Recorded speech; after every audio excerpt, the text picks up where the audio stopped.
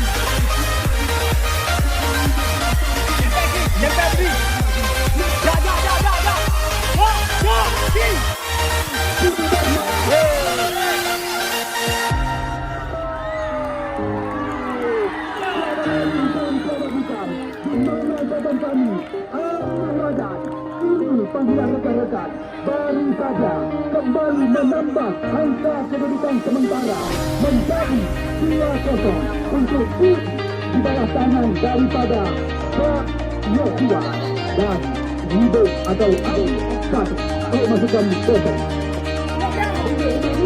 Kita lakukan lagi bersama.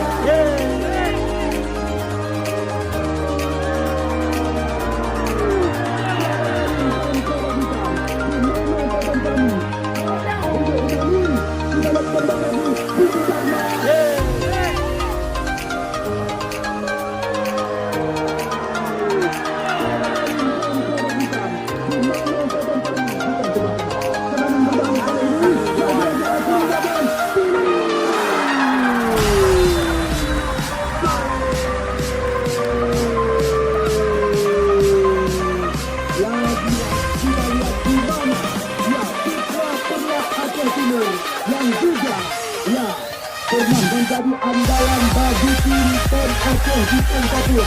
Hasil laga sekaligus menyamai kemenangan gol yang diciptakan 2-2. Ya, tadi berbeda. Laga kembali yang kali ini akhirnya sudah. Angin juga. Pemain berbahaya kali ini.